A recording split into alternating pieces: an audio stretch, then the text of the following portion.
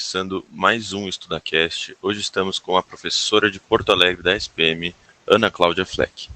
Queria que você pudesse apresentar aqui para a gente, falar um pouquinho sobre você, que aí depois a gente apresenta o projeto. Tá bem, beleza. Então, obrigada pela oportunidade, prazer poder estar aqui contribuindo com o trabalho de vocês. Eu sou a professora Ana Cláudia Fleck, eu trabalho aqui na unidade de Porto Alegre. Eu tenho formação em psicologia, trabalhei já há muitos anos no início da minha carreira com atividades relacionadas a recrutamento, seleção, desenvolvimento de equipes em empresas como consultora. E estou há 19 anos na SPM, trabalhando disciplinas na área da psicologia organizacional, comportamento do consumidor e também no Life Lab. Tá? Então, a minha formação em psicologia, eu tenho mestrado e graduação e mestrado em psicologia. Entendi. Pesquisei também, eu tinha visto já, mas... Bom, a gente, como eu tinha falado para você, a gente está desenvolvendo um podcast, eu, o Luke e mais 4 integrantes, e já gravamos outros episódios também com psicólogas e convidados, que como a gente está focado nos alunos, que é do ensino médio, são vestibulandos em geral, desde o ensino médio aí até o fim do superior, até formandos, que a gente está falando sobre o desenvolvimento de inteligência emocional e autocuidado ao longo da vida estudantil, principalmente, que a gente vê muita pressão de tudo e a gente percebe as importâncias das soft skills, né? Então, eu queria saber o que você pode falar para a gente sobre as soft skills, as hard skills também, e a aplicação delas nesse ambiente estudantil. Muito bem. Esse tema é super importante, ele tem sido cada vez mais alvo de atenção, né, de educadores, de psicólogos, pessoas na área da saúde mental, porque para a gente entender assim, né, o que é importante, a gente tem que entender que o indivíduo ele tem alguns aspectos que precisam estar em funcionamento, né, integrados, para que a gente possa render, né, e desenvolver o nosso potencial plenamente. Então, o que eu quero dizer com isso? Quando a gente está em momentos de pressão, quando a gente está em situações, às vezes, de crise, de desafios, né, momentos que a gente passa na vida e a gente está fragilizado emocionalmente, a gente não consegue colocar todo o nosso potencial em condições, né, de resolver aquelas situações, de resolver as demandas cognitivas, digamos assim. Né? Então, a gente tem a questão, um lado emocional e um lado cognitivo, a emoção e a razão. Né? O ser humano está sempre nessas duas instâncias juntas na mente, né? E no momento que a gente tem essas dificuldades, tem situações de estresse, de crise, que nos desafiam emocionalmente, nós não conseguimos demonstrar as nossas fortalezas cognitivas. Então, a capacidade de memória fica afetada, a capacidade de retenção, a capacidade de atenção, né? Se a gente não presta atenção, a gente não forma memória, se a gente não forma memória, a gente não aprende. Então, imagine o seguinte, um estudante que está muito pressionado, está passando por uma situação difícil na escolha profissional, e a família está, de alguma forma, pressionando que ele faça uma determinada escolha, que não é a que ele queira, né? Estou dando um exemplo aqui para vocês. E ele está sofrendo com isso, esse estudante está, né, de alguma forma ansioso, está tenso, não sabe como conversar com a família, não consegue se abrir. Ele vai ter dificuldade, inclusive, para ter um bom rendimento na escola. Né? Porque ele não vai estar conseguindo se concentrar, se dedicar da melhor forma em relação às competências técnicas. Então, por quê? As competências socioemocionais, as soft skills, estão nesse momento bloqueando as competências técnicas.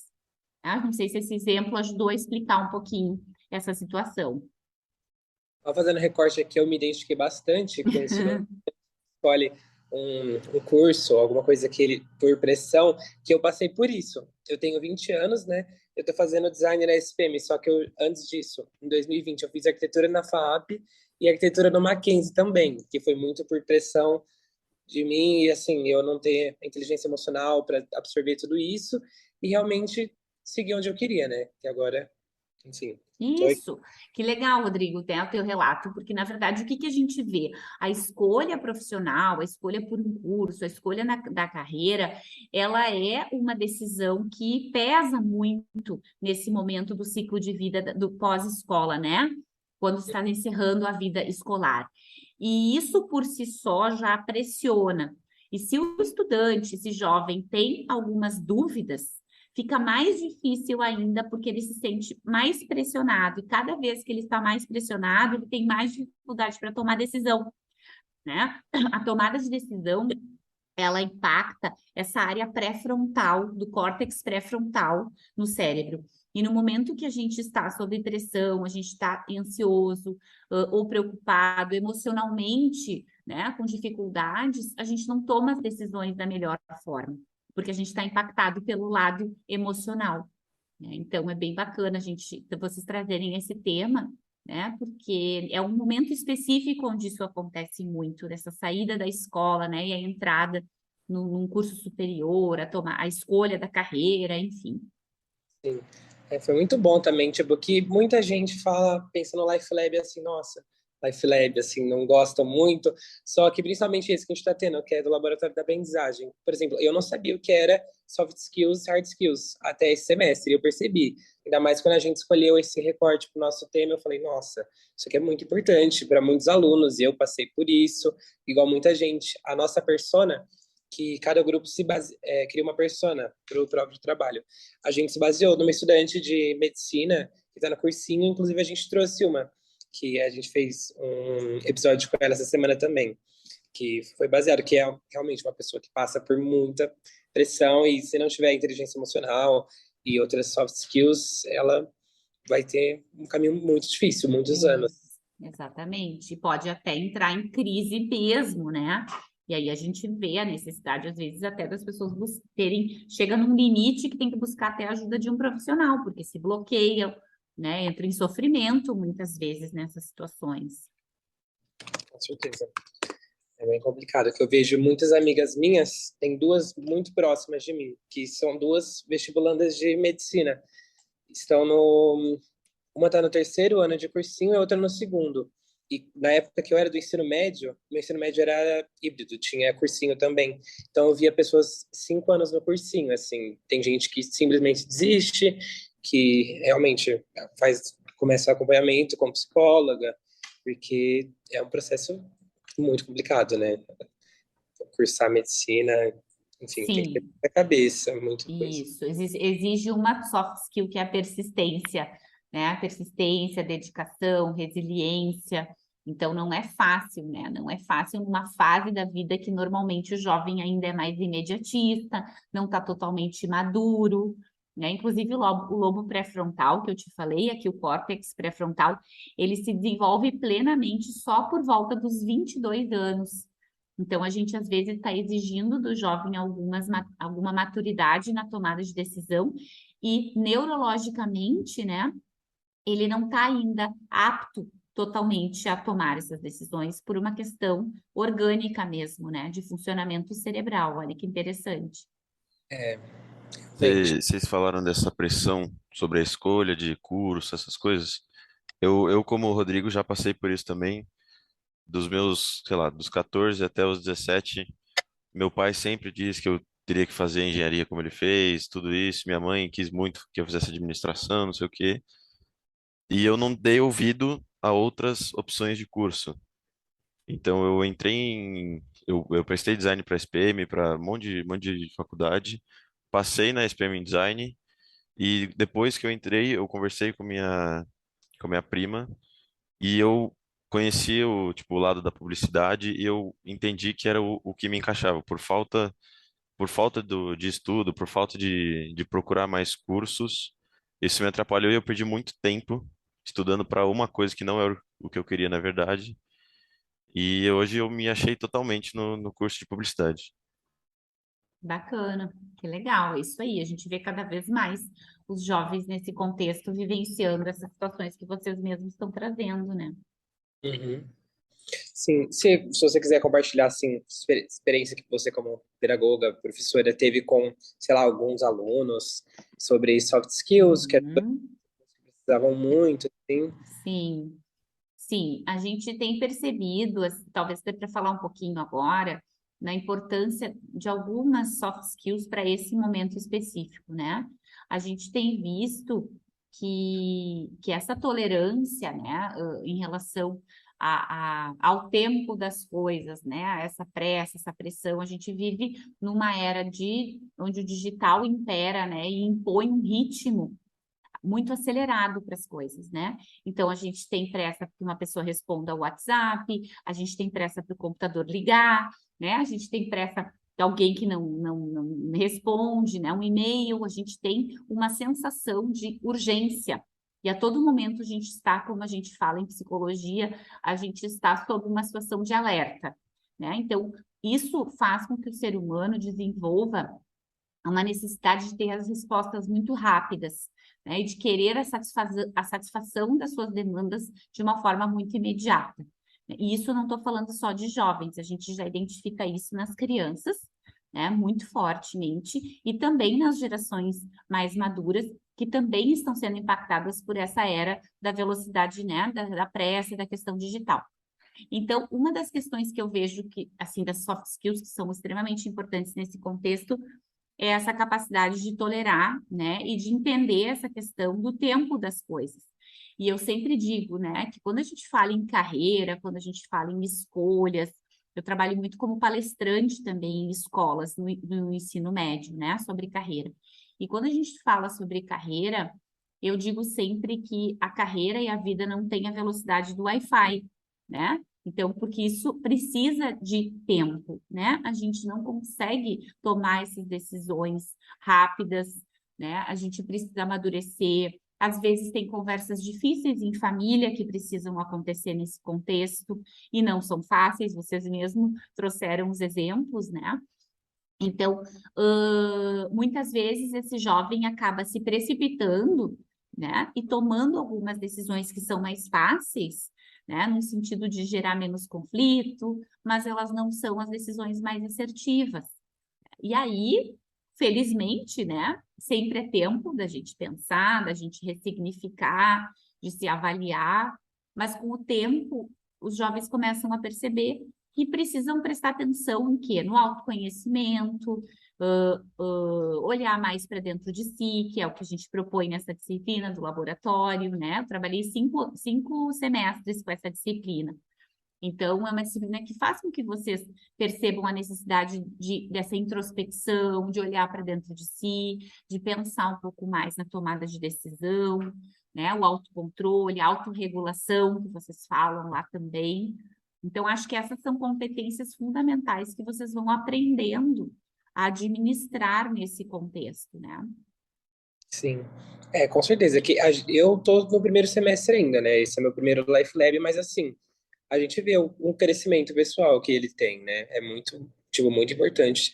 Por mais que às vezes a gente pense como, nossa, muito desgastante, assim, não é uma matéria oficial do curso, mas eu acredito ser uma das mais importantes, assim, por tudo que a gente vê, principalmente quando a gente vem no presencial, fazendo as atividades com o Danilo, que tá sempre com a gente, né? Indicação dele te chamar para o nosso podcast.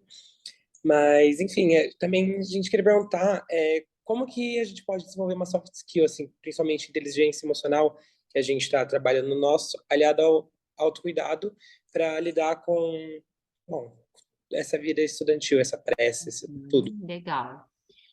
A inteligência emocional, ela é uma competência que ela vai acontecer com a experiência, né? Ela vai acontecer com o tempo, com a experiência e principalmente com a reflexão, né?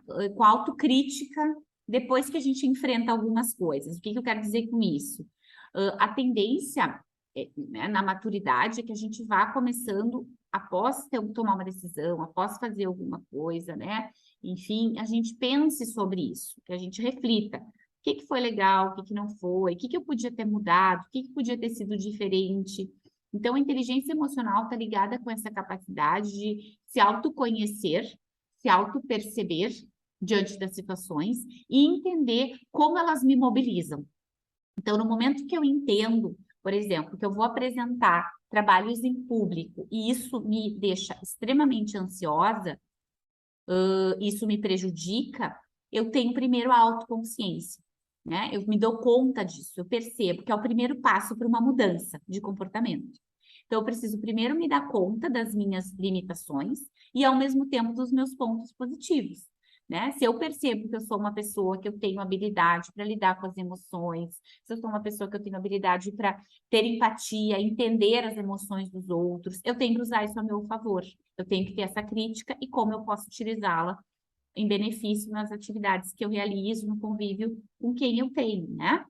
Então, o desenvolvimento, a gente não consegue ter uma fórmula mágica para desenvolver inteligência emocional. É muito baseado na autocrítica, né? E na capacidade da gente ver o que está dando certo e onde não está no nosso dia a dia. A partir de feedbacks, de situações, né? Que a gente se arrepende, que a gente podia ter feito diferente, que alguém nos diz, né? Que não foi bacana, que não foi legal a forma como a gente se comportou naquele momento. Então, isso é um exercício diário de autoconhecimento e autorreflexão e autocrítica. Só que existem algumas formas, sim, da gente desenvolver isso, né? Mais formalmente. E uma delas é o processo de terapia, né? Um processo de terapia é um processo formal, é um processo profissional, né? Com uma pessoa que tem técnica, tem conhecimento e tem formação para conduzir melhor um processo de desenvolvimento pessoal. Existem também programas de coaching, né? Que são outros programas, coaching não é terapia.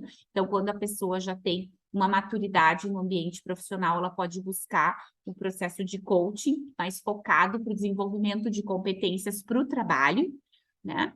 A gente tem também a questão hoje que se fala muito da meditação, né, da yoga, de todas essas práticas de respiração para controle emocional que funcionam, para controle de ansiedade, controle emocional, né, que é um lado aí não da medicina convencional, né, mas um lado que está sendo extremamente importante, uma área que está sendo muito reconhecida também no controle da ansiedade. Isso com a pandemia ficou muito evidente também, né, porque os casos de ansiedade aumentaram muito com a pandemia, no pós-pandemia também, né? Então, essas seriam alguns métodos mais formais, né? Claro que a gente pode ler, que a gente pode conversar, que a gente pode assistir um filme, que a gente pode ouvir um podcast, né? Isso tudo são ferramentas legais para a gente começar a ser sensível ao tema. Mas a transformação, né, a mudança, o desenvolvimento dessas competências é mais complexo, né, do que simplesmente ler um livro ou ouvir uma palestra, ou ouvir um podcast, né? Sim, e dessas formas a pessoa procura também o que é mais funcional para ela, né? Isso, não tem certo ou errado, né? As pessoas elas vão sentindo o que funciona, o que não funciona, o que faz sentido para cada uma. Não existe uma receita, uma fórmula mágica para isso. Algumas pessoas têm essas habilidades, né, que a gente fala, essas competências relacionadas a controle emocional, a autogerenciamento, autocrítica, e elas já trazem isso na sua essência. E algumas outras pessoas têm mais dificuldade. Então, por isso o autoconhecimento é tão importante, né? Certeza. E a gente pensou exatamente nesse formato de podcast, por ser uma coisa que está sendo assim mais recente, mais jovial, que pode alcançar mais. Isso, fala uma língua, né? Tá mais conectado com o público de vocês. Sim, com certeza. E a gente, por ser estudantes, trazendo esse assunto que normalmente eles achariam mais, assim, não é um vídeo que eu assistiria normalmente, um podcast de comédia, mas é uma coisa muito importante, né? Que Uhum. até quando a gente começou no Life Lab, no trabalho, a gente pensou, nossa, será que... Aí a gente foi se conectando, pesquisando cada vez mais, descobrindo as pessoas falando, nossa, tal soft skill eu precisaria muito para minha vida, essa eu estou desenvolvendo, que é muito que a gente está trabalhando com o Danilo, nas fichas, nos fechamentos que a gente fez em grupo e pessoalmente também, mas para mim acho que está sendo muito importante, assim, uma matéria muito boa e, assim, eu espero que ajude outras pessoas também. Que legal, fico feliz aí com o teu feedback, isso é importante. Esse é o objetivo, né? Tu disseste, não é uma disciplina formal do currículo, mas é uma disciplina fundamental, porque é uma oportunidade que antes os cursos nunca trabalhavam esse tipo de competências, né? Não dessa forma hoje, como a gente sabe que no contexto em transformação que a gente vive, as competências técnicas não são mais suficientes sozinhas para dar conta de todo mundo em transformação que a gente vivencia, né? Não, além de que essa matéria em geral, ela não só ajuda na maneira do curso, né? Ela ajuda no caráter, na persona. Uhum. Então, é uma Isso, ajuda para o futuro. no autodesenvolvimento de Exato. vocês, porque qualquer atividade profissional que vocês exerçam, o indivíduo que está por trás são vocês, né? Então, se a gente, qualquer atividade, a gente vai carregar essas competências para o ambiente profissional, né? Para as nossas relações. Exatamente. Tem uma coisa que eu pensei também assim, no futuro, quando eu tiver um emprego já, e, por exemplo, tem um trabalho em grupo. E é uma coisa importante também você pensar, nossa, eu tenho tais soft skills e hard skills, eu tenho liderança, não sei o quê, e juntar um grupo assim, com diferentes soft skills e hard skills, né? Que provavelmente vai ser um trabalho incrível desse grupo, né? Juntando as partes boas, assim, juntando todas as soft skills da parte Exato, que eles desenvolveram exato. ao longo do tempo. Isso, Rodrigo, é o pressuposto do trabalho em equipe.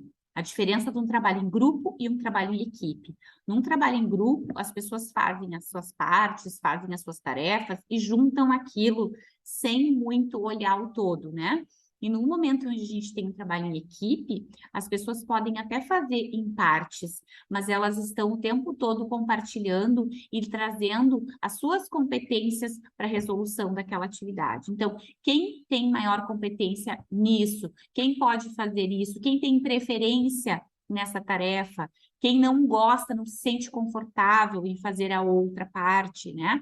Porque aí a gente acaba somando as competências e tendo um resultado, o que a gente chama de sinergia positiva, onde o todo é maior do que a soma das partes. A gente tem um resultado muito melhor, né? Muito mais rico, mais profundo, e o indivíduo se sente mais satisfeito também ao desenvolver aquele trabalho. Tá bom. Muito obrigado, viu, Tá Ana? bem? Imagina, guris, bom trabalho para vocês. Tchau, Tchau, tchau. obrigado. Tchau, um Bom, abraço. tchau. Prazer. Prazer.